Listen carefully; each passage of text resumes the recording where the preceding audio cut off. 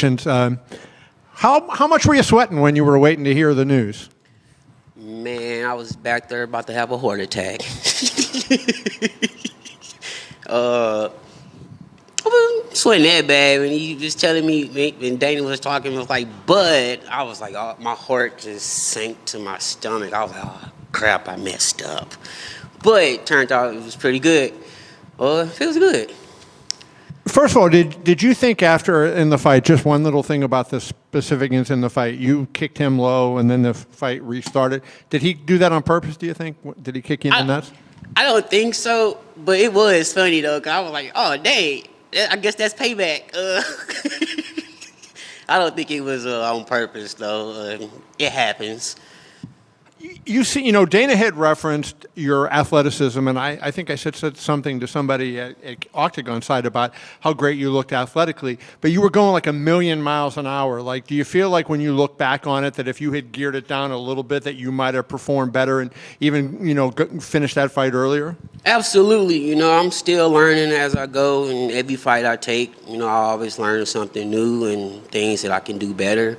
So from experiencing that and hearing it from him, I know what I need to work on. Just be a little bit more patient, and it'll come to me. And next time the opportunity presents itself, I'm going to take it. How long have you done MMA? He questions your fight IQ and all that stuff. I mean, have you been doing this a long time, or is it something that, you just got serious about more recently? Been doing this for 10 years. 10 years? Mm-hmm. So do you feel like when he questioned your fight IQ a little bit, was that something that that you... I mean, IQ can always get better. It was just, I haven't really, my entire career, I just really haven't been around anybody that was like actually taking the time out to help me until I moved up to Milwaukee and started training at Pure Vita. So, I moved up there in December, so it hasn't even been a year yet, and I've definitely came a long way, and this is the first time that I actually made it to just got to sit on the bench and just actually hear my coaches talk to me, so that was the first time for that. So, yeah, I feel like I got a great team, and we're just going to get better from there. I got great teammates, so I feel good. How frustrating was it then, that journey that you're going around for 7, 8, 9 years where you're strong, you're fast, you got a lot of the ingredients you put into the cake and would be a winner, and yet you're not, making the progress that you want to make? Was it frustrating that you couldn't find the right people, and is there any reason why you couldn't get somebody to say, hey, I need some help here because I got a lot of the, the raw ingredients? Yes, it was frustrating, because it was times where I was just like, man, I'm wasting my time, but that's nothing but the devil talking. I gotta stay strong in those situations, and you gotta push through. It's not always gonna be good, and it's not always gonna be bad. I just really believe that my hard work was gonna pay off, and it did. And I'm learning new things every day. Go back, watch film, and see what I need to work on. Two other questions for me. How difficult is it financially when you're on the regional scene and you're trying to be a UFC fighter? How tough is it to get through life doing that? Man, I've been broke since I've been doing this, so it was like, honestly, I'm so used to it that not bothered by it. Like, I remember, like, coming up to Milwaukee, like, I was on the Contender Series last year. I got fired before the fight. I was getting ready to lose my apartment. I lost my car. I was down bad, man. I moved to Milwaukee. I dropped everything and just moved to Milwaukee. Now I can buy me a bed. I don't got to sleep on the floor no more. So you've been sleeping on the floor all this time? Sleeping on the floor. Unbelievable. Hey, back feel good sometimes. That's what Henry Cejudo did. So you got good. I can buy me a mattress. It feels Congratulations on that. I guess even more than on the contract. And finally, I guess a two-part question. Being 30 years old, you hear Dana say a lot of times, I'm not looking for 30-year-old contenders. So that had to be on your mind as you were wondering if you were going to get the deal or not. But does that also and give you a little bit of desperation as you go into the UFC, knowing now, okay, you know, the window that I have is maybe different than, you know, Cody was just 20-something years old, right? In your case, you know, you're 30, so you have less time. Does that give you more desperation to perform?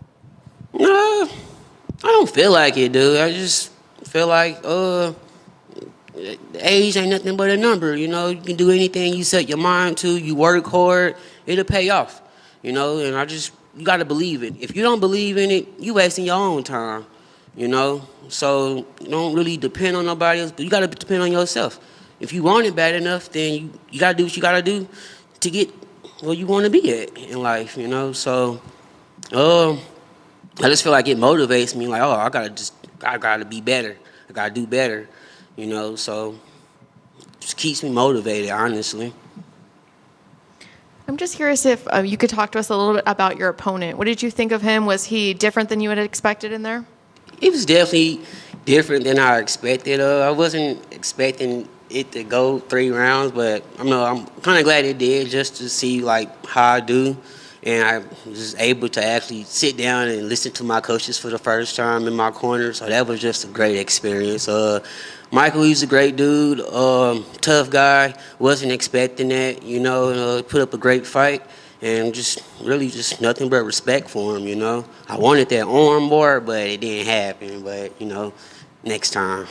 You mentioned that you could hear your coaches. I'm sure you could also probably hear his daughter screaming throughout the fight. What did that feel like from the other side? Because we were hearing it. I can't imagine what you were thinking.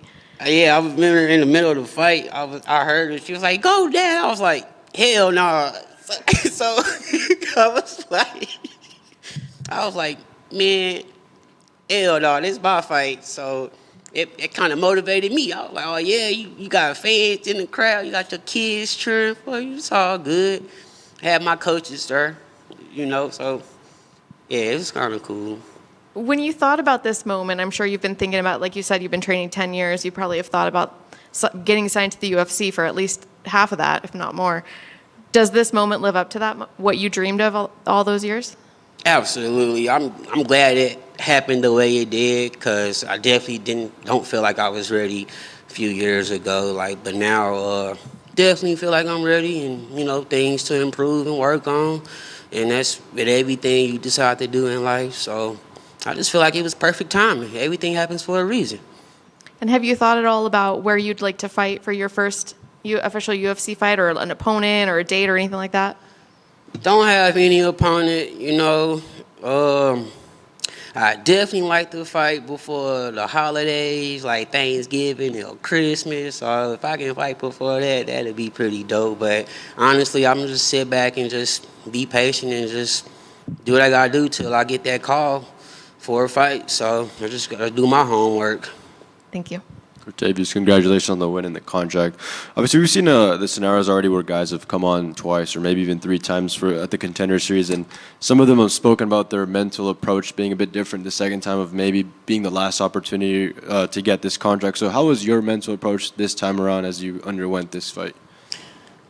From being here last year and being here again, definitely took a lot of nerves away. I felt good. I felt like I belonged here. I feel like it was just perfect timing, you know. Like, I just can't really say no other thing than that, you know. It wasn't my time last year, you know. I was going through a lot, didn't really have the right team. It was crap, but I pushed through, and hey, you got to keep the train going. You can't give up. Don't ever give up. For sure. And I know you didn't mention an opponent, but is running it back with Ramon Tavares on your list at least sometime down the line? I know you didn't really get to show what you wanted to show last year against him, but now that you guys are both in the roster, is that something you want to get back? I'm going to fight whoever the UFC throws at me. Ramon, he's a pretty good dude. I got nothing but respect for him. He was actually, like, the only person that reached out to me after my last fight. Like, I didn't hear nothing from anyone, like my old team or whatever. If that was a team, man, I ain't hear nothing. He was the only one that reached out and checked up on me, and I will always have respect for him. So he's a good dude. So is that a guy that, I mean, you would prefer not to fight if that happened, or? I mean, the boss man say we gotta fight, you know. So I gotta do my job. Sure. What would you do different? I know, like I said, or you didn't really get to showcase what you wanted to showcase. What would you do different in a fight with him? Because I know it was only a couple seconds. Just fight smarter, use all my abilities, just take my time, have fun, be patient. For sure. And obviously, last one for me, the contract now here during in August time. What is your goal to have accomplished by the end of this year? Trying to catch some bodies.